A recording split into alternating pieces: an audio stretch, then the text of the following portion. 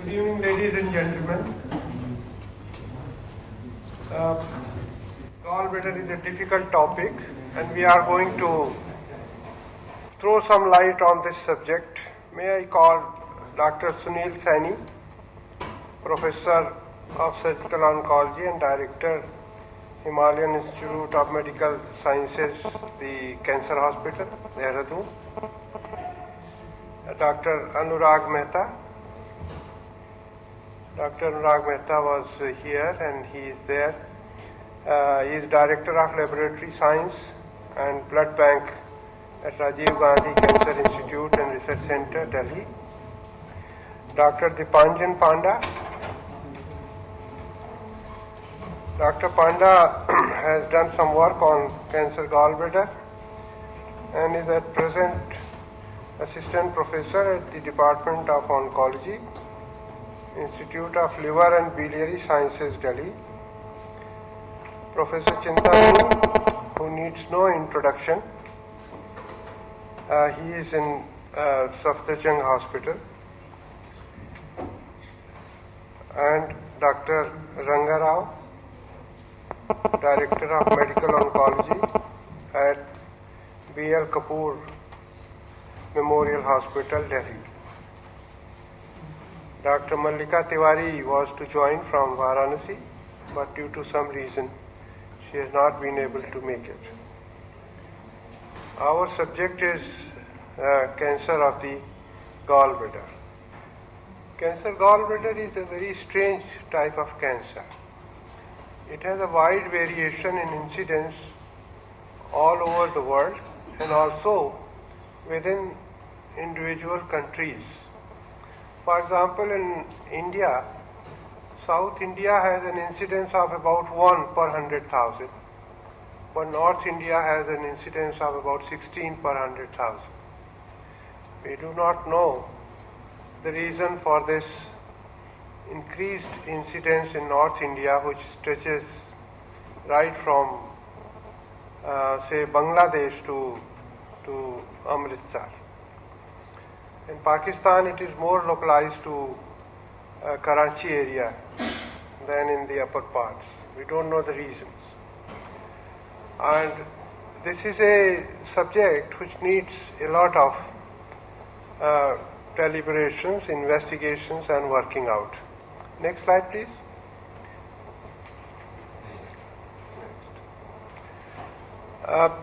It has shown a increasing trend in India.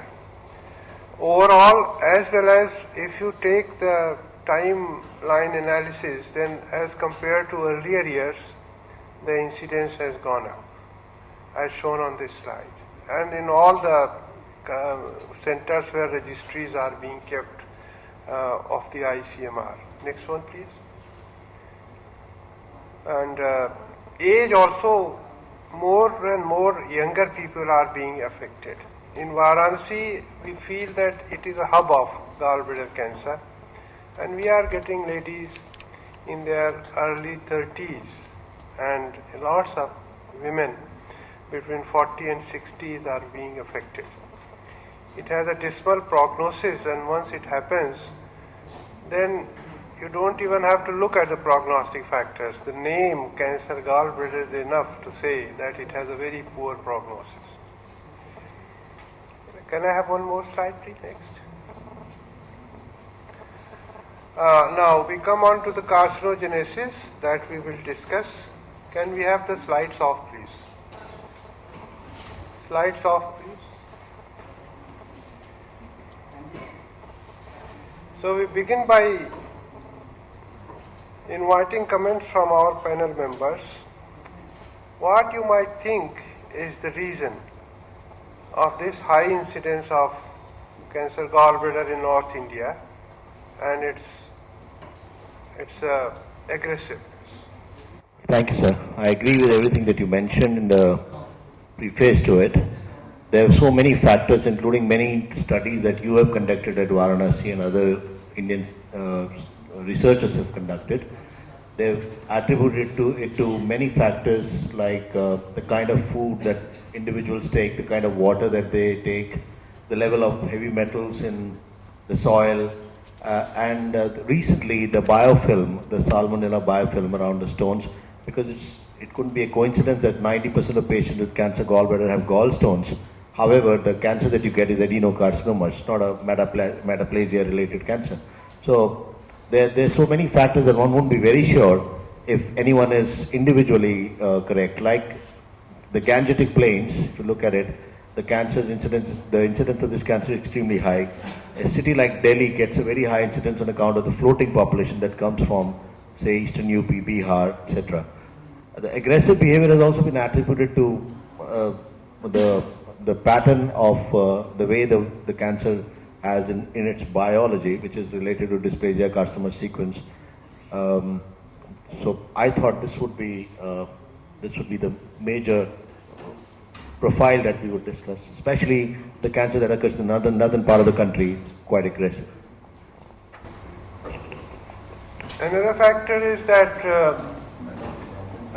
whenever it is diagnosed, in about 70%, it is in stage 3 or 4. So clinicians are burdened by this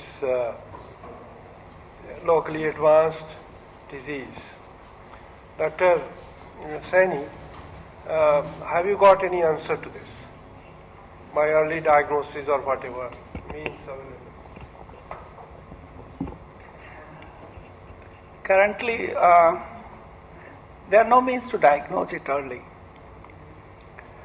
But over the last, say, 1 or 2 decades, we are seeing more and more early cases.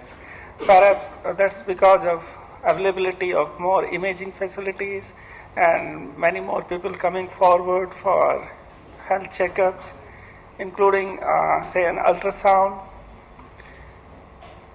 So currently, imaging is the only way to diagnose it or to suspect it early. Otherwise, like the topic of the discussion over here was about molecular biology of this tumor and to find some molecular markers. So currently, there is none which we can say that we could use it for early diagnosis. And most of these patients, they have minimal symptoms. So in early stage, there is no way we could diagnose it with the current knowledge and current facilities which we have.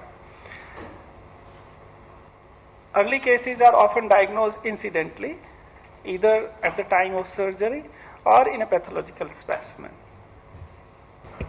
I think referring to the first question first, that there are definitely certain racial and genetic characteristics which are operative in carcinogenesis of gallbladder cancer. And these may be related to the HLA type, or they may be because of the lithogenic genotypes. And we are seeing that there are races which have these lithogenic genotypes, and 2 or 3 markers have been identified in these races for lithogenic genotypes.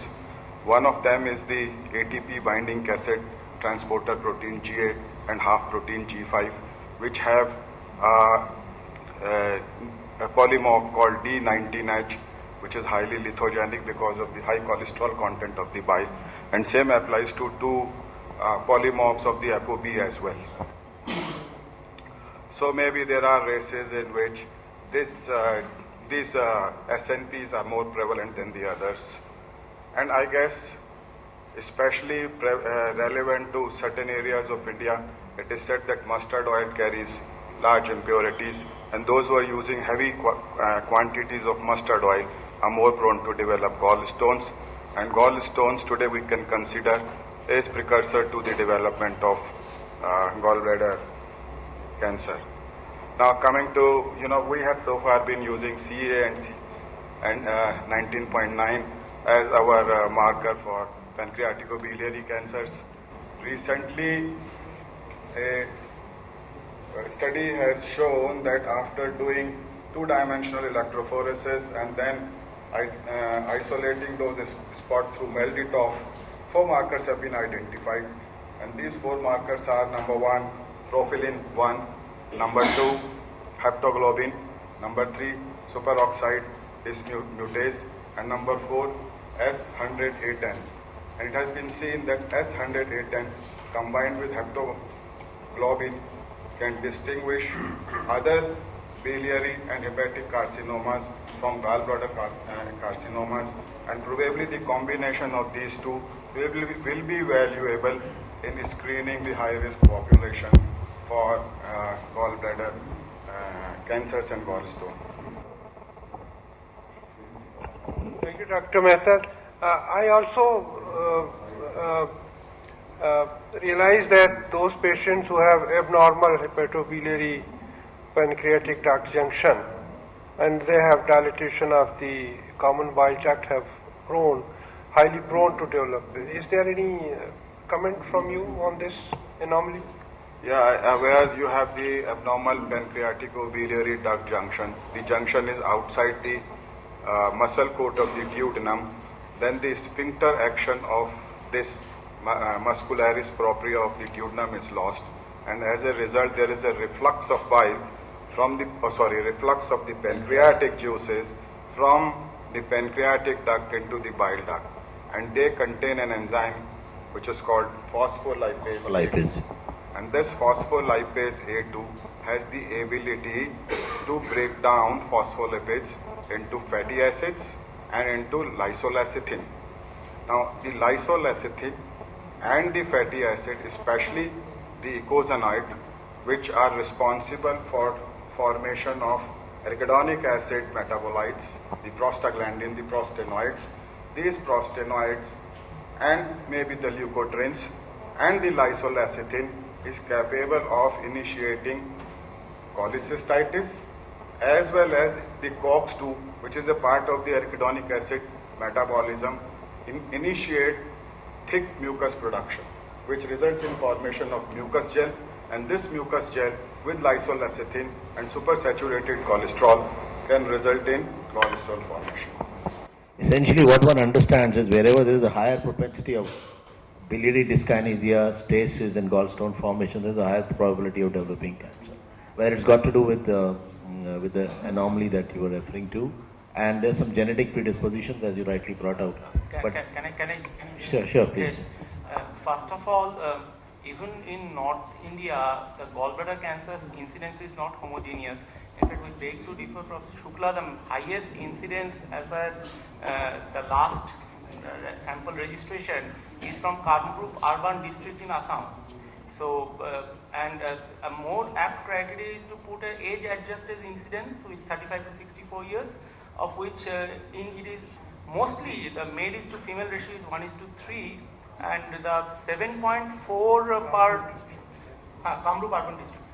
And the 7.4 per 100,000 is the age-adjusted incidence rate in Delhi among the females, which is the third commonest now. It is not from fourth; it is some third commonest.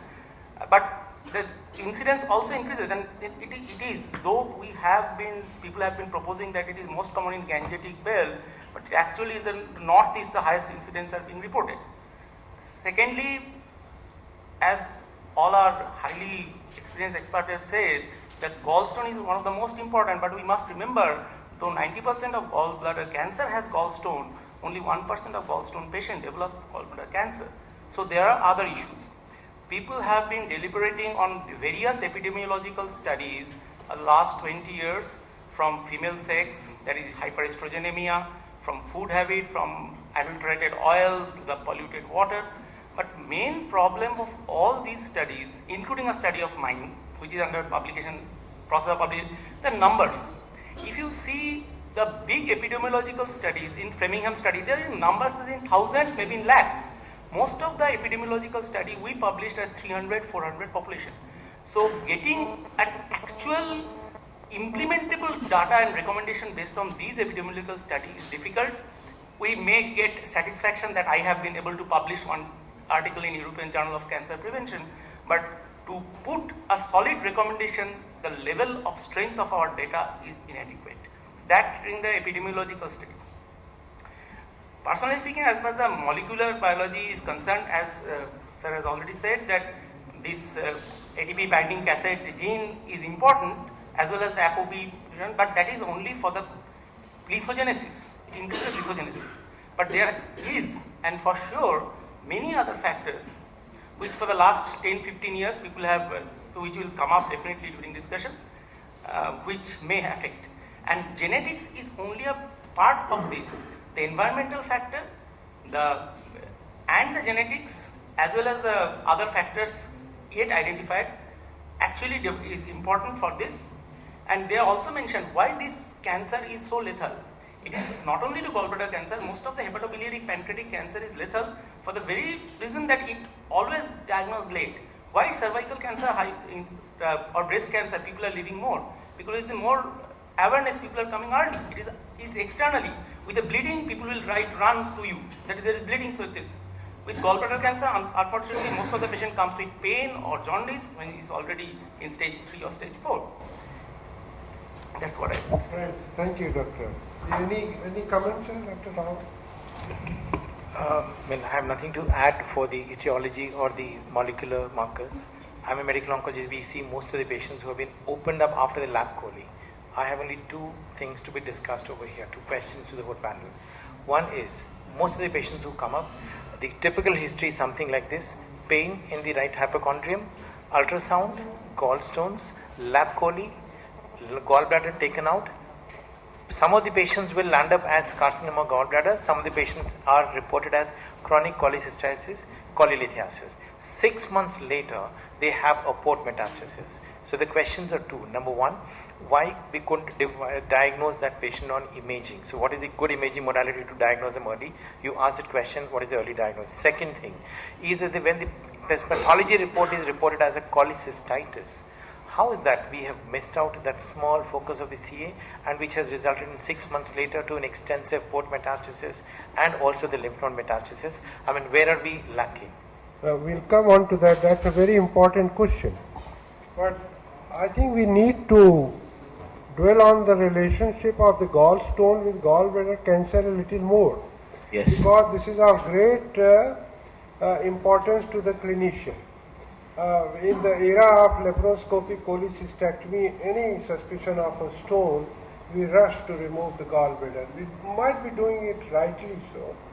But let us examine the relationship. As rightly pointed out, 98% patients who have gallstone, 98% patients who have Cancer gallbladder may have gallstone also. But all the patients of gallstone, only 2% will develop gallbladder cancer. And although we know these genetic changes, these molecular biology, we cannot pinpoint that this patient is going to develop cancer. So the question is whether we should worry when a patient has gallbladder cancer. May I ask Dr. Chintamani? Absolutely. Sorry. Should we worry when we find that patient has a gallstone? I'll take the part that you started off with. So you mentioned about biofilm. I don't know. I wanted views of Dipankar and Dr. Gupta on that. With this correlation between the relationship between the biofilm around the stone and the incidence of cancer. Now, if there is a gallstone, should we worry or not? That's the question, sir. Now, all gallstones, all gallbladders with gallstones are potential cancer cases. You should carry out cholecystectomy, especially in an endemic zone. The indications for doing it, even in a silent case, are that the patient is living in that zone where the incidence is very high. Now the incidence being higher than it used to be earlier, because people are moving around and you can't really confine it to one particular zone, as you rightly mentioned. There is a reason to worry. Leaving a stone behind could be a cause of cancer, if that is what you are asking, sir. But aren't there enough reasons otherwise to... There are so many reasons, sir. As you started off, the good about 15 number of genes and their mutations, which are common to many other cancers. It could be so non-specific that you'll never be able to actually know how did it happen. As of now, nobody knows how does gallbladder cancer actually happen. And secondly, the very important point that Professor Shukla was making, we don't know why is it so aggressive. In general, hepatobiliary cancers are very aggressive, but gallbladder stands out. Therefore, we have more to find out than we know actually. So these are various factors that you're looking at, including the diet that you were referring to. Mustard oil, I think there's a study from BHU only where they found it works, but there's studies to show that it doesn't really matter. It's the impurities rather than the oil they are using. Impurities could come not only through oil, they could come through other sources also, so one would never know.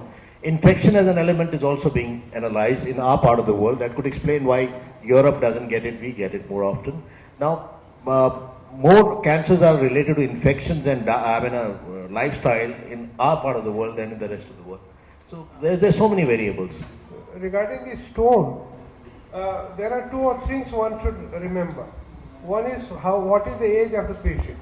If the patient is above the age of 45 or 50 and has a stone, your ears should stand up. The second thing is the size of the stone. If the stone is large, one more than 2 centimeters in size, and there are multiple stones and cholesterol stones, then one should be very careful.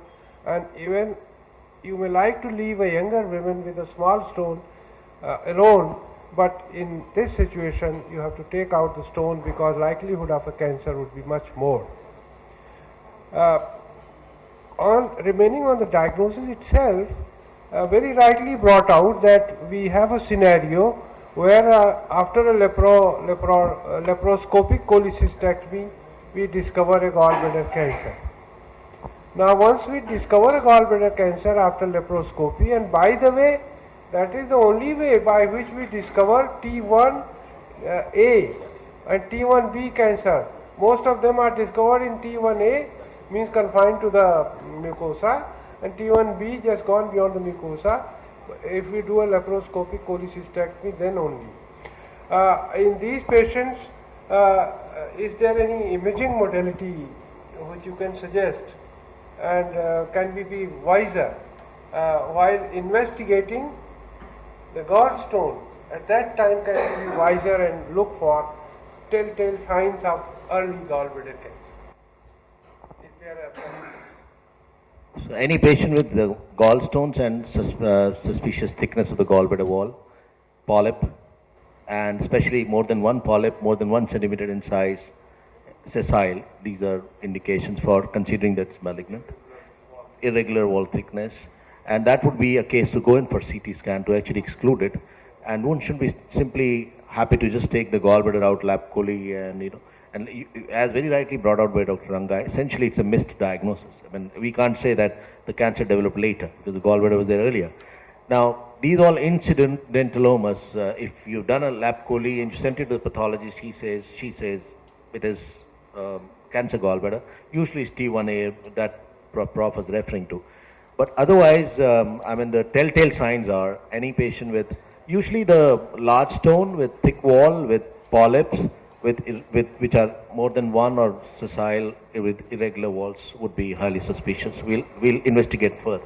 If I may say, sir, personally I believe that instead of looking for a newer imaging modality, it is the training and retraining of a vast number of radiologists and surgeons who are operating in not the metros but the hinterlands, so that after doing a laparoscopy, send the specimen to the pathologist, and the pathologists are trained enough to do a more section, only not the limited sections. In the back of his mind, there should be a thought that there would be malignancy, and once the surgeon gets the feedback from the pathologist that there is a focus of malignancy, he either reoperate, do a radical cholecystectomy, or send it to a GI surgeon or oncosurgeon, so do a radical cholecystectomy. I think that's a different part. Remaining on the radiology, you'd like to comment on radiology, sir? Nothing. I think good training of the ultrasonology, because ultrasound is the first modality which is done. And as Dr. Chintamani said, whenever there are any suspicions on the ultrasound, then go for the CT scan, which is a better way of imaging. But a good training of the ultrasonologist would be a nice thing. Yes, there is ultrasound, then there is a CT scan. Usually it is contrast enhanced CT scan.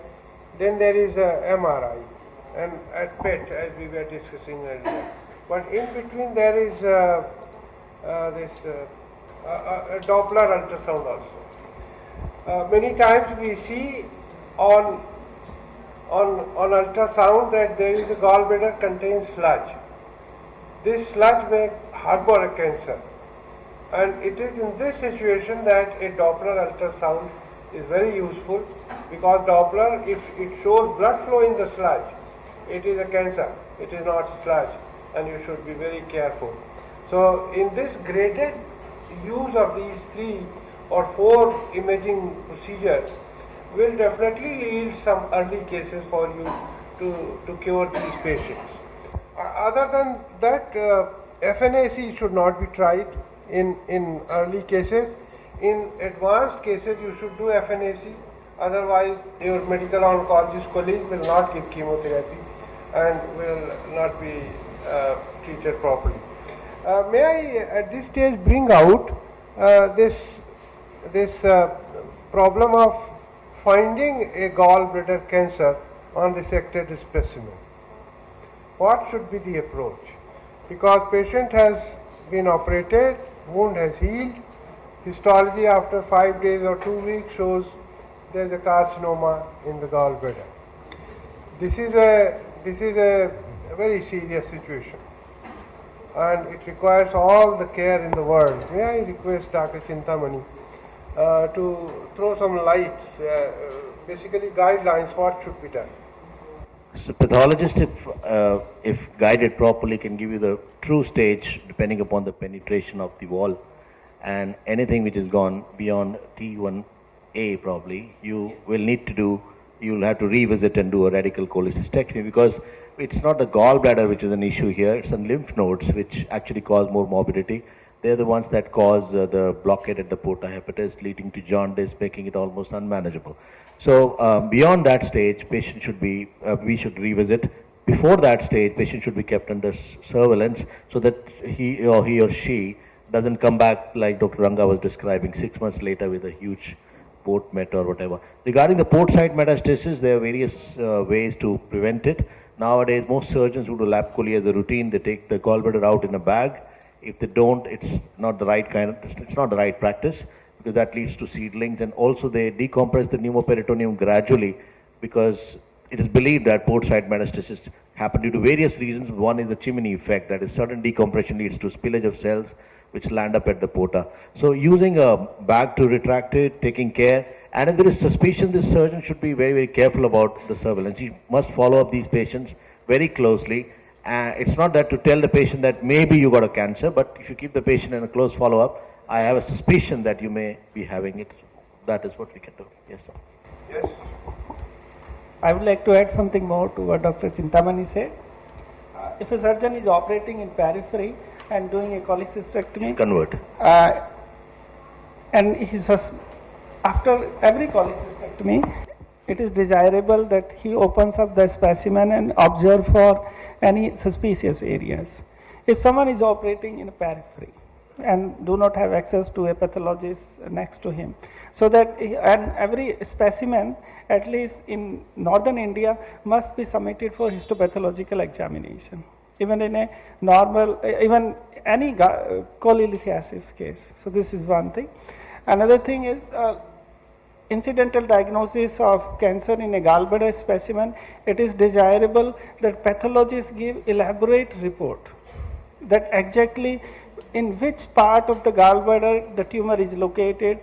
He must follow a proper protocol of reporting about the exact site, including comments about the cystic duct and the location within the subsite of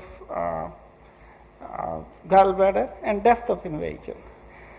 And then another issues are like a surgeon who is not equipped to undertake definitive surgery for cancer gallbladder, it is desirable that he refers the case to a center where appropriate surgery could be done.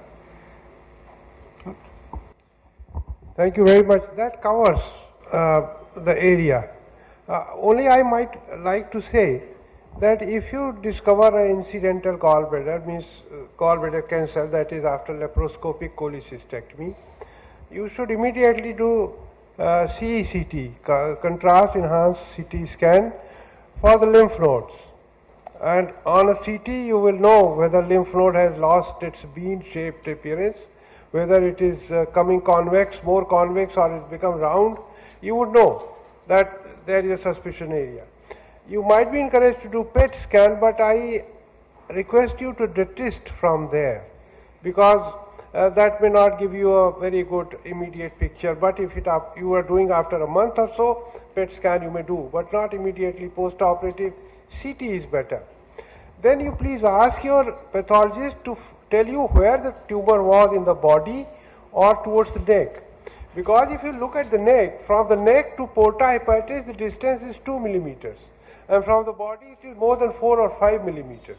And this distance is very important in planning out your treatment.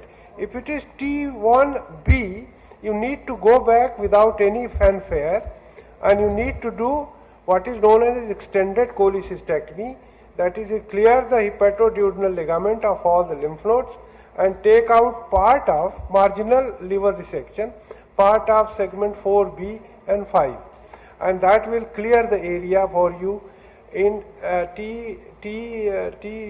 T1B tumor. For T1A, there is a controversy and there is agreement. Agreement is that the chances of lymph node metastasis is less than 10%, and you can watch these patients. But T1B, the chances of lymph node metastasis is 60%. Therefore, you must not watch. And beyond that, of course, you do more and more resections. So that should be the approach. It becomes a very major case in this situation.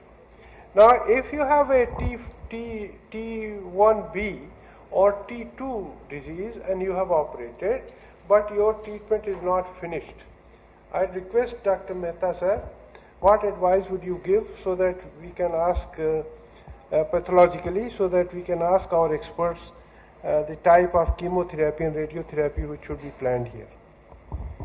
The type of advice in what sense? In sense of pathology, distribution, and other things, you know. We basically give the histological type of the, we report the histological type of the carcinoma. We grade the carcinomas. The carcinomas are graded from grade 1 to grade 4, from well differentiated to undifferentiated. We also report on the cystic duct margin. We report what side the penetration has happened. Has it happened toward the visceral peritoneum side or towards the hepatic bed?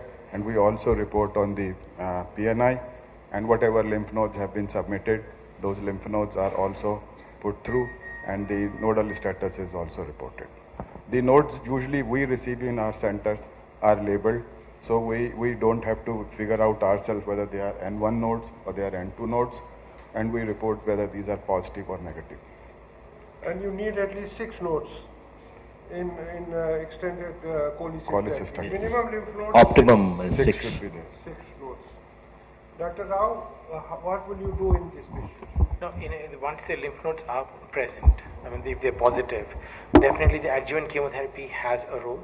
And the protocol that we generally follow is a gemcitabine with cisplatin. And if there's any contraindication for cisplatin, we go for a gemcitabine oxaliplatin kind of a combination. That's the combination that we use. I have just a comment to make. First of all, I would like to see whether there is an R0 resection or R1 resection and R2 resection. If it is an R0 resection, at All India Institute of Medical Science, where I was a resident, we used to give chemoradiotherapy. Now, there is no level 1 evidence that chemoradiotherapy in gallbladder cancer is superior to chemotherapy, but that has been the standard. That is number 1.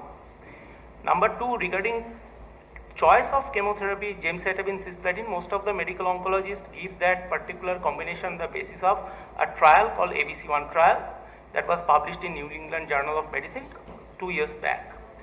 Now, the problem with this study, it shows that sometimes journal like NEJM can have a flawed study, that the 50% of that population had cholangiocarcinoma and not gallbladder cancer. Now, if any oncologist who practices know that cholangiocarcinoma, irrespective of the chemotherapy, has a better prognosis than gallbladder cancer. So, if you are mixing up the 2 types of cancer in your population, your result tend to look better. As far as my knowledge goes, there is only 2 studies which has been using from India, which has used only gallbladder cancer. One is by Dr. Doval, which was published by Back, and that was gemcitabine cisplatin. And the recently was last year by Professor Atul Sharma. In a purely gallbladder cancer, he has used modified GEMOX, which against 5-folinic acid, against best supportive care, which was a JCO publication. And it has shown that modified GEMOX is a better. Saying that, personally, I think the mechanism of action wise, cisplatin and oxaliplatin, except the toxicity profile, is not great. So I think either gemcitabine cisplatin or gemcitabine oxaliplatin is a reasonable choice. But there is a caveat. Any medical oncologist who treated gallbladder cancer must agree that not all but all gallbladder cancer respond equally well to gemcitabine. So there must be, which we are yet to see, some genes which definitely causes either gemcitabine resistance. So this is an area of research which we must focus on. Having said that, as Professor Rangarao has rightly said, nowadays for a metastatic gallbladder cancer, the standard chemotherapy being gemcitabine with a platinum. For a adjuvant, that is a complete R0 resection, it varies from center to center. Some people can use only chemotherapy, some people can use only chemoradiotherapy. I do not think there is any randomized controlled trial showing which one is better than others. Yes, sir. Just a couple of more things. There are a couple of trials which have phase 2 trials which have seen at 3 drug combination using gemcitabine, oxaliplatin and 5-FU combination. And then in fact we did a very small study of infusional 5-FU using a PICC line over 48 hours along with the gem and ox, and we call it as a FOG when I was in the army, and that really actually worked well. I have no way to say that was superior to a drug combination or than that. That is one important thing. And then the cost may be a factor in the rural areas where it is common, and then gemcitabine even the generic use it may not be affordable. Gem and ox impossible. Maybe cisplatin and 5-FU also could be a combination which could be used in a rural setting. I think that's a fair combination to use. Exactly, I mean that 5-FU and cisplatin combination could be a very good combination for be used at the peripheral level. The affordability is an issue. Right, so this is very clear now from our experts that if you discover gallbladder cancer, incidentally do the investigations as we recommend, and if it is whether it is T1A, B, you need to give chemotherapy and radiotherapy and for a long-term survival, and R0 restriction as brought out by Dr. Sani, yourself sir, Dr. Panda, that R0 restriction is what you should aim for. So this is, unfortunately this looks very easy, but unfortunately this is not easy, as well as it is possible only a very small number of cases. But majority of cases what happens, it is T3 disease, where it is touching the surrounding organs. Either it is pushing the liver bed or infiltrating the liver bed, or it is adherent to the hepatic flexure of the colon or the duodenal C loop. So when you have got this type of contamination of the surrounding organs with gallbladder cancer situated there and also touching the abdominal wall, then what you should do? This is a real test of a surgical skill. And who is better surgeon than Dr. Chintaman? Well. Now, gallbladder cancer is a surgical disease. That is what one thing I wanted to highlight. And although you could talk about those combinations, they can be used. But essentially, you must treat this patient surgically because they very rarely respond very well to most of these regimes. Now, there is a scope for going to the extent of resecting all the surrounding organs as long as it is expected that patient is going to live well. So it depends entirely on the performance status of the patient and the organ that it has got adhered to, like organs like stomach or colon, which you can resect without causing too much of a morbidity. Because at no point of time, it's a disease where treatment should become worse than the disease, because this is one disease where it can happen easily. And the second thing is about, I was curious to know from Dr. Ranga, actually you'll be able to highlight further on targeted therapy, gefitinib, and other regimes, other thoughts that are coming. If possible and if resectable, gallbladder cancer should be resected and everything else can fall into place. But if it is not resectable, I think nothing much works. I'm sorry, but I generally wanted to know your views on the targeted therapy, especially gefitinib, and there are other couple of more agents that they're talking about. First thing is, I completely agree with you. It's a surgical disease and it is only cured by surgery. And in case by any chance it is not resectable, normally whenever we see just locally advanced gallbladder patients, we always have the surgical consultation. If a good surgery is possible, including the hepatic resection, I think that's the choice number one. In case the surgeon feels it is borderline, or if the patient is beyond the scope of resection, then we do take up for what we call as a neoadjuvant chemotherapy, something like what we do in the thing. And I would slightly disagree with you there that gallbladder is earlier considered as a chemo-resistant disease. No, I am not saying that. I agree with you. It's responding. Yeah, that's right. So it's a moderately, in fact, moderately sensitive, and sometimes we see miraculous responses. So I think it's worthwhile trying a patient on 3 to 4 cycles of neoadjuvant, and again review with the surgeon. In case it is resectable, go ahead with the resection. If not, then coming to the question of targeted therapy, I think there are some phase 2 trials. The EGFR, anti-EGFR receptors have been tried, but I think it's been very disappointing, both with gefitinib and even cetuximab. I think they're not very encouraging. Both have been recorded. Now I think Dipanjan may have. Yeah, this is very interesting, and any students of molecular biology must understand that what happens in lab is not true in a clinical situation. Otherwise, only 1% or 0.001% of drug from the lab actually comes to market. As Professor Rao has pointed out, and Professor H.S. Shukla has a paper, and there are in other papers, that CERP2, that is HER2 overexpression, and EGFR, that is epidermal growth factor receptor overexpression, has been found in many of the gallbladder cancer. Not all, but there is a certain amount of percentage, significant percentage. But somehow, neither the anti-HER2 antagonist, that is Herceptin, or the EGFR antagonist, that is gefitinib or erlotinib, has been able to do a justice to this clinical hypothesis. This is, though I don't think there are some students that there is something called a molecular crosstalk, and when you give chemotherapy to a cells, say I have my work in Brigham on a mouse breast cancer cell, so there is something called upregulation of survival pathway, and that everybody should know, but still the survival pathway can be the RAF pathway, that's the mTOR, and there is PI3 kinase AKT pathway. And also there is an extensive crosstalks between these survival pathway. So once you suppress one survival pathway, like you want to use a PI3 kinase inhibitor, like PI828, there is other survival pathway gets upregulated. That is the reason the hypothesis, or in the lab, in a petri dish where you are doing a controlled atmosphere, there is limited number of molecular crosstalk. There is no basement membrane, the cell doesn't get it. So it is easy to get result which is straightforward, 2+2. But in a real condition, in a microenvironment where in the body where microenvironment has a lot of impact, it doesn't get work. So there is, coming to the main point, carcinogenesis, molecular biology has a lot of role both in diagnosis, screening, prognosis, to find who is going to chemotherapy treatment response, and individualization of treatment, which I am sure Professor Shukla will tell. Dr. Panda, you know, gallbladder cancer is unique in one sense.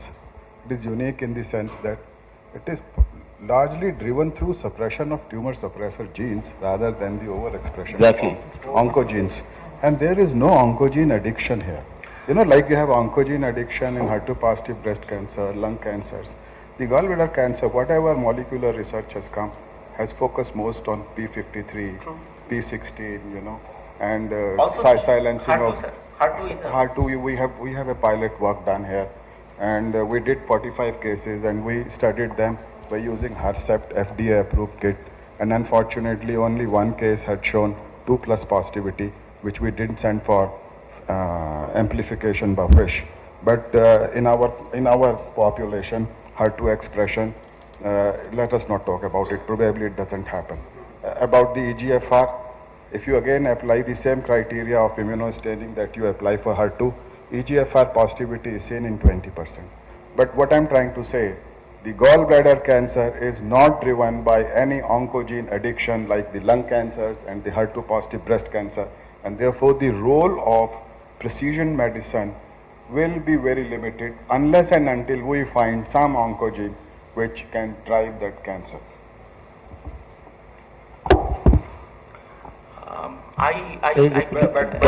But there are two molecules which are being studied. I will want to add here. One is CD24, a very small molecule, and anti-CD24 is being used. And then another one is CD147, which co-localizes with a molecule called methyl carboxylate transporter, which is also seen in alveolar soft part sarcomas and one. And this pathway uses the lactate which accumulates because of the glycogenolysis, which is used by the cancer cells. And if you snub this MCT1 by inhibiting the CD147, then there is an apoptosis. So if there is any molecule that holds promise, it is going to be the anti-CD147 antibody and also possibly anti-CD24 antibody. Very agreed. Just wanted to make a comment that I wanted to say a general idea about how work and not work. There we got your point here. Now, this is a mixed session. It has a clinical component, and one of the clinical component which is very important is locally advanced gallbladder cancer, where you can't do much as far as the therapy is concerned, but you need to do a lot of palliation. There are 3 or 4 clear-cut areas for palliation. One is pain, which is severe, which can drive the patient very uncomfortable. The second is gastric outflow obstruction, which can cause a lot of problems. And the third is, or rather first is, obstructive jaundice. Obstructive jaundice is earlier if the tumor is situated in the neck region, because it goes straight and compresses on the CBD and later on infiltrates in the porta, may infiltrate under the Gleason's capsule, and you can't do anything about it. Even a stent will not go. Or it can be in the fundus type, where lymph nodes will block the CBD, and usually lymph node which will just knock it off. In the 4th stage will be ascites, which is again a very, very difficult condition to do. As far as the pain is concerned, the stepwise escalation of pain medicines, and later on the blockage of the celiac ganglion. I will not go beyond this at this stage here. As far as the jaundice is concerned, I would say that if you can stent it, it is all right. Otherwise,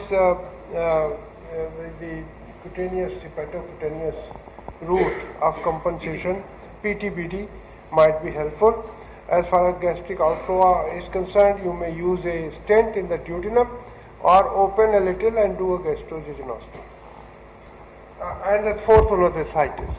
Now, ascites, I would like Dr. Rao to comment on ascites, because ascites is something which can be taken care of by the medical people in great success. Yeah, in a patient who's got a malignant ascites because of the carcinoma gallbladder, and the patient has never been treated with the chemotherapy, and if the performance status permits the use of the chemotherapy, we would go for a palliative chemotherapy. Single drug, 2 drugs, not beyond that. Definitely, whatever is possible, that's the first thing we do.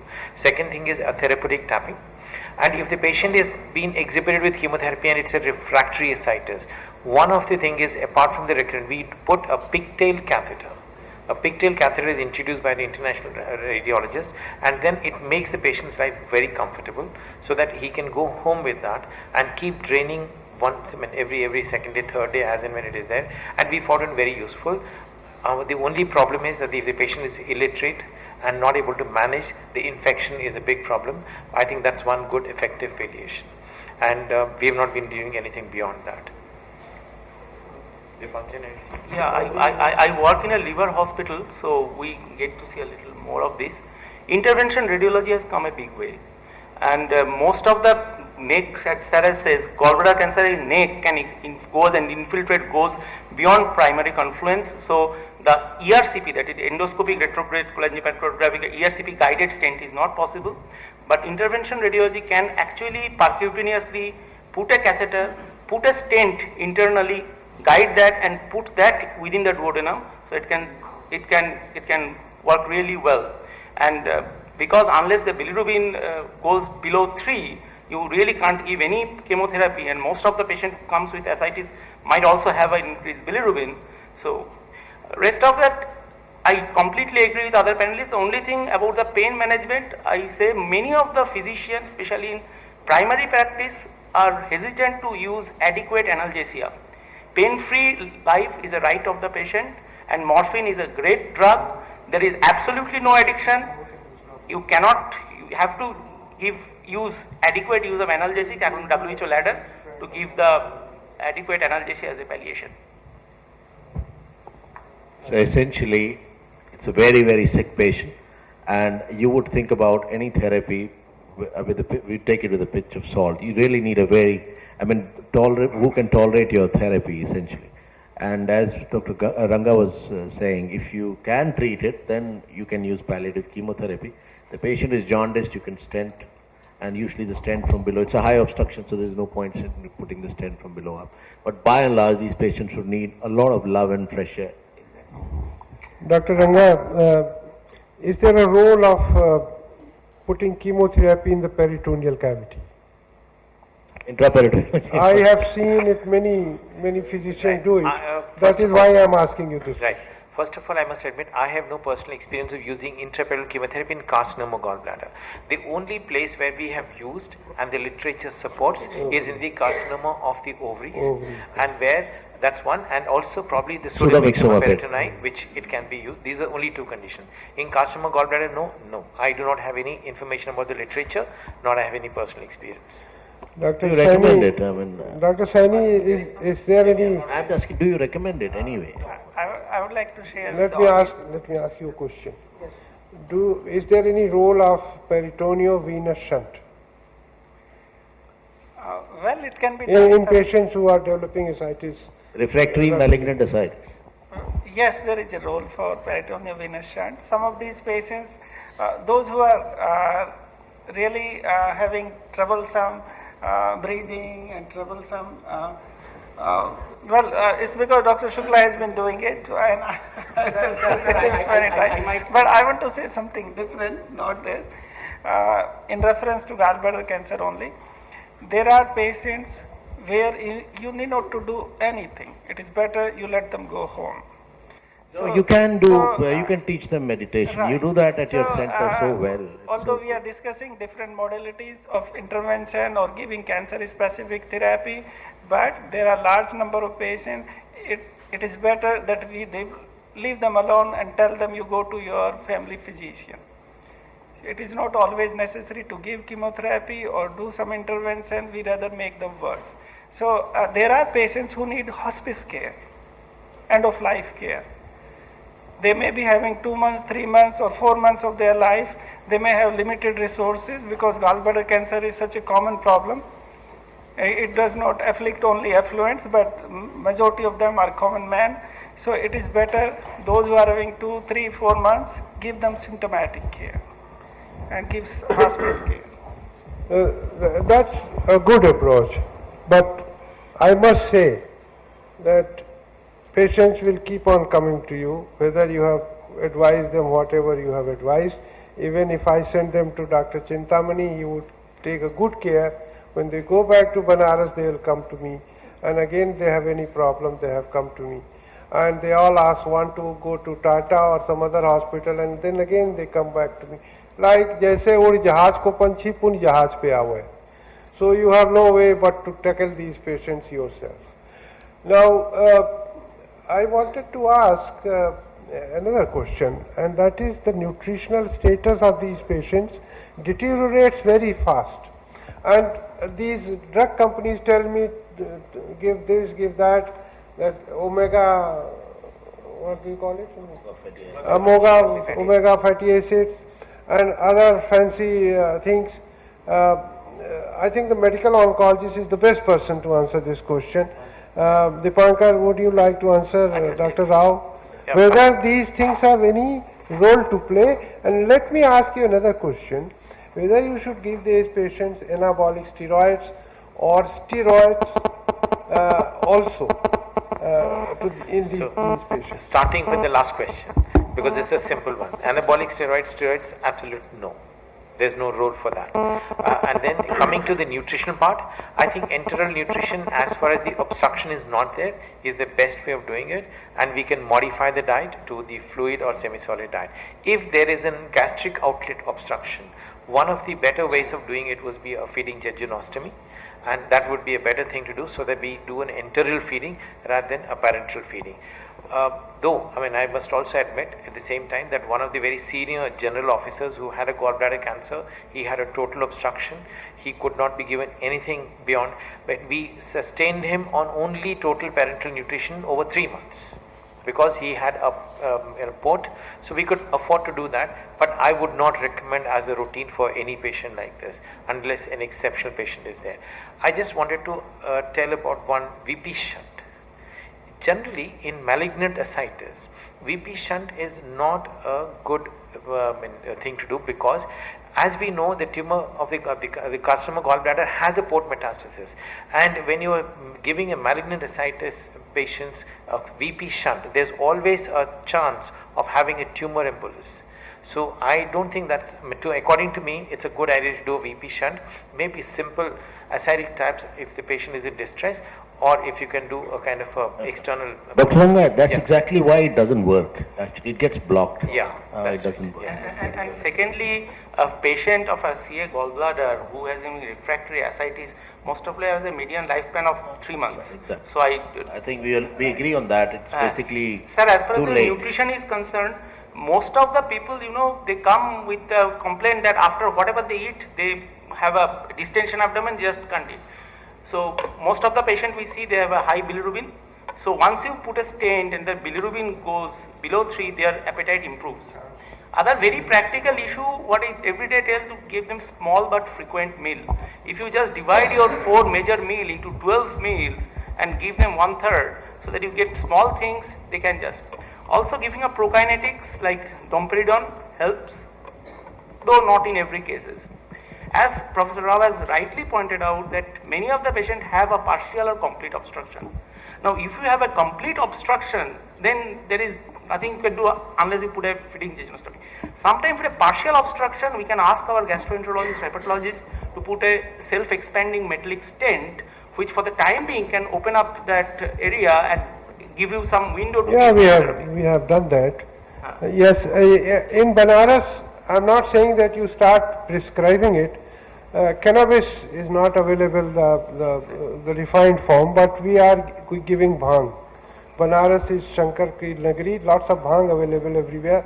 So we give these patients bhang, and many are very happy. Yes, absolutely. Now we have been speaking from this table, and you are very patiently listening. We'd like to invite your comments and your questions also to the panelists, please. Sir, I wanted to know that there is a patient who has undergone extended. It's got some sensitivity to radiotherapy also, which you were giving in AIIMS for no reason, as you said. I think Professor Rao will agree with me. There are out of 100 cases, you see 5 would be squamous, and maybe 1 would be rarer, like your sarcoma or carcinosarcoma. So since gallbladder cancer per se is rare and squamous cell carcinoma gallbladder cancer rarer, we do not have an exclusive study on the role of chemotherapy or adjuvant therapy on squamous cell. As I know, most of the oncologists follow the same regimen as of adenocarcinoma, that is giving some adjuvant therapy. I use chemoradiotherapy. I have not come across any particular. I think chemoradiotherapy is the answer in these patients. Any more questions? But to give you in esophagus, squamous cell No, carcinoma. Leave esophagus. Any other questions? I'm just repeating a question asked by a patient of a asymptomatic cholelithiasis patient. The chances, I mean, as we were discussing and you brought out in the punch and everyone supported, that 1 to 2% of these patients develop a carcinoma gallbladder. In other words, in 1 to 2% patients do develop. He says, even if 1%, why shouldn't I have my gallbladder out? So that's a question. So I think so. They should be out. They should be out. Asymptomatic cholelithiasis, I mean, they should be out. Is it the the copybook indications which the postgraduates usually answer in the exam are patient coming from an endemic zone, later age group, and large gallstones. And if the patient is, earlier it used to be diabetics because they used to have complications during cholecystitis, and also a lady, because during pregnancy if she gets that attack it could be a little dicey, but these things have been taken care of. These are relative indications, but I would go by what Prof. Shukla was saying. Whenever in doubt, just take it out. I mean, there is a gallstone which is a ticking time bomb. Why not? Okay. Thank you. Thank you very much. Any more questions? Thank you very much.